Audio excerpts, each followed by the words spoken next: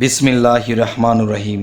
হে সমস্ত জগতবাসী, আজকে আপনাদের সামনে যে আলোচনাটি নিয়ে আসলাম, স্বপ্নের ব্যাখ্যা। যেই ব্যাখ্যা মানুষের না জানলে জীবনে পদে পদে বিপদগ্রস্ত হতে হয়, জীবনে অনেক সমস্যার সম্মুখীন হতে হয়। আর এই স্বপ্নের ব্যাখ্যা করে যারা চলে তারা কিন্তু জীবনে ভালো কিছু ফলে। আরও একটি কথা শামীম আলী বলে যে, যদি কেউ এই অবহেলা মনে নেয় যে স্বপ্নে দেখেছি, স্বপ্নে তো মানুষ কত কিছুই দেখে, এই কথাটা বলা একটা পাক্কা মূর্খ হওয়া সমান। তবে আজকে আপনাদের সামনে যেই স্বপ্নের ব্যাখ্যাটা নিয়ে এসেছি, আর সেই একটি ব্যাখ্যা নয়, অনেকগুলো ব্যাখ্যা। আর এগুলো যদি চেক আপ দিয়ে চলা যায় তাহলে ইনশাল্লাহ ইহকাল ও পরকাল আমরা ধন্য হব। তো এর মধ্যে একটি বিষয় হলো, দেখুন যে যদি কেউ দেখে স্বপ্নে যে কোনো অলি আউলিয়া খুব ক্রোধান্বিত দেখছে, যে স্বপ্নযোগে একজন অলি আউলিয়া তাকে খুব ক্রোধান্বিত রাগান্বিত অবস্থায় আছে, এই দৃশ্য দেখলে আপনি কি বুঝবেন? অবশ্যই বুঝবেন যে এই দৃশ্যটি দেখলে বুঝবেন পাপ মুক্তি ও তওবা করবেন ইনশাআল্লাহ। এই দৃশ্য দেখার পরে যখন আপনি পাপ মুক্তির জন্য তওবা করবেন, ইনশাআল্লাহ আপনার জীবনের বহু গুনাহ মাফ হয়ে যাবে। আরও একটি বিষয় হলো যে কোনো অলি আউলিয়াকে যদি কেউ হিসেব মিলাইতে দেখে বা কোনো হিসেব কিতাব করতেছে, তাহলে আপনি ঘুম থেকে উঠে আপনি কি ভাববেন, কি বুঝবেন? তখন এটাই বুঝবেন যে ভ্রমণকারী হলে সুখে বাড়ি পর্যন্ত পৌঁছে যাবেন। এবং কি এটাও হতে পারে যে আপনার বাড়িঘর প্রত্যাবর্তন হতে পারে এবং আনন্দময় লাভ করবেন।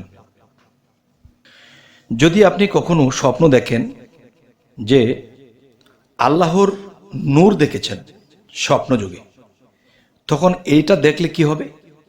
আপনার আয় বৃদ্ধি, ইবাদত কবুল হবে এবং পূর্ণ কাজে মনোযোগী থাকবেন এবং আপনি বহু কিছুতে সফলতা লাভ করবেন। আচ্ছা, আল্লাহর বন্ধুকে দেখলে ওইগুলো হয়, আল্লাহর নূর দেখলে এইগুলো হয়, এই কথার উপরে অবশ্যই বিশ্বাস রাখতে হবে। পৃথিবীতে বহু অলিয়া আউলিয়া এবং নবী রাসূল যারা এসে গেছেন, তারা কিন্তু স্বপ্নের ব্যাখ্যা করে চলেছেন। হযরত মুহাম্মদ সাল্লাল্লাহু আলাইহি সাল্লাম তিনিও কিন্তু স্বপ্নের ব্যাখ্যা দিয়েছেন এবং যা ব্যাখ্যা দিয়েছেন তাই ফলেছে। এমনকি হযরত ইউসুফ আলাইহিস সালাম তিনি কিন্তু স্বপ্নের ব্যাখ্যায় পারদর্শী, তাকে আল্লাহ এই গুণদান করেছেন। তিনি কিন্তু এই স্বপ্নের ব্যাখ্যা, রাজ্যের রাজাকে যা দিয়েছে তাই ঘটেছে। 7 বছর আকাল হবে, তাই হয়েছে। 3 বছর বাম্পার ফলন হবে, তাই হয়েছে।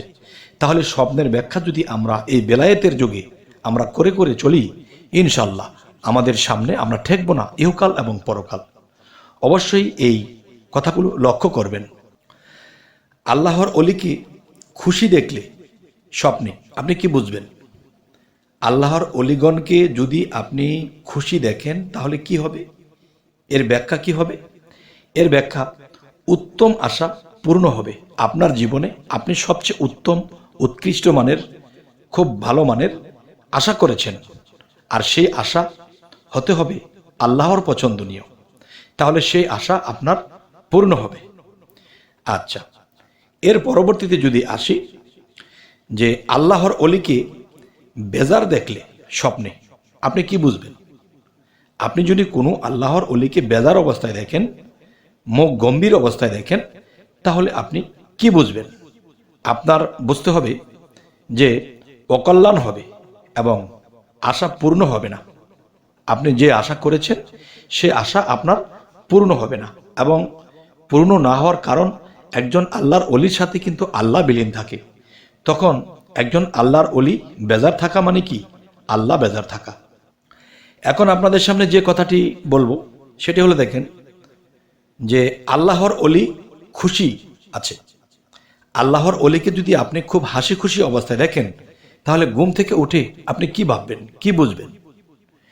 যে আল্লাহর অলিকে যদি আপনি খুবই খুশি মনে দেখেন, তখন আপনি কি করবেন আর কি বুঝবেন?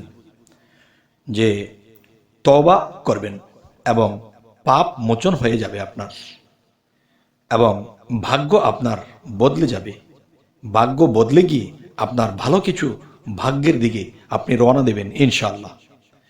আচ্ছা, আরেকটা বিষয় হলো যে আজান নিজে দিতে দেখলে, স্বপ্নে যদি আপনি দেখেন আপনি আজান দিচ্ছেন, তাহলে আপনি কি বুঝবেন?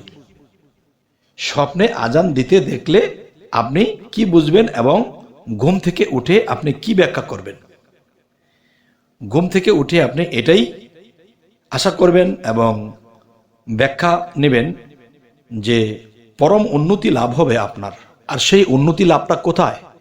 দুনিয়া ও আখেরাত দুটি জায়গায় আপনার উন্নতি হবে ইনশাআল্লাহ।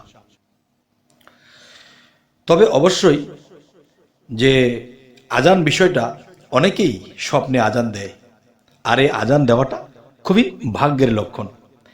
আচ্ছা, এবার আপনাদের সামনে যে কথাটি বলবো যে আজান শোনা, আজান স্থানে দেখলে, যেমন আপনি আজান শুনতেছেন এবং আজানের স্থানে আছেন, এই দৃশ্যটি যদি আপনি স্বপ্নে দেখেন তাহলে আপনি কি বুঝবেন? তখন বুঝতে হবে বিপদ অবতীর্ণ হয়ে যদি আজান শুনতেছেন এবং সেই আজানের স্থানে আপনি আছেন, তখন আপনি কি বুঝবেন? আপনি যদি কোনো কাজ লুকোচুরি করেন বা লুকোচুরি করার ইচ্ছা পোষণ করেন, তখন আপনি সেই কাজে ধরা খেয়ে যাবেন। আর এই দৃশ্য দেখলে অবশ্যই আপনি সতর্কবাণী হয়ে যাবেন, যাতে করে আপনার এরকম না হয়। আর আজান কি? আজান দিলে সর্বলোকে শোনে। তো সর্বলোকে যদি আজান দিলে শোনে, তাহলে তার মানে কি? আপনি যখন যে মনে পোষণ করেছেন গোপনভাবে একটা কাজ করবেন, সেই কাজটি নোংরা, সেই কাজটি ভালো নয়, এবং সেই কাজটি করতে গিয়ে আপনি ধরা খেয়ে যাবেন। তাই আপনি সতর্কবাণী, যে আল্লাহ আপনাকে এই স্বপ্নটি দিয়ে সতর্কবাণী দিল, যাতে করে আপনি এই কাজটি না করেন। আর যদি করেন তো নির্ঘাত ধরা পড়ে যাবেন।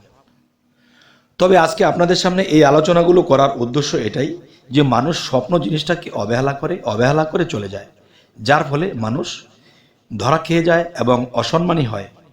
তখন এমন একটা পর্যায়ে চলে যায়, সে ধরা খেয়ে মান সম্মান হারিয়ে শেষে আর বাঁচতে ইচ্ছা করে না।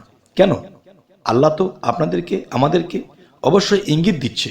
সেই ইঙ্গিত যদি আমরা না বুঝে চলি, তাহলে আমরাই তো বিপদগ্রস্ত। আচ্ছা, আজান মসজিদে দিতে দেখলে আপনি কি বুঝবেন? আপনি যদি দেখেন মসজিদে আপনি আজান দিচ্ছেন, তাহলে ঘুম ভাঙার পরে চিন্তা করতেছেন, আমি যে আজকে স্বপ্নে আজান দিলাম, তাহলে এটা আমি কি বুঝবো? এটা এই জিনিসটাই বুঝবেন যে আপনার সম্মান বৃদ্ধি হবে এবং বুজুর্গি লাভ করবেন। সুবহানাল্লাহ, আলহামদুলিল্লাহ। আচ্ছা, আজান ঘরে দিতে দেখলে আপনি কি বুঝবেন? আপনি যদি দেখেন ঘরের মধ্যে আজান দিচ্ছেন, তাহলে আপনি কি বুঝবেন?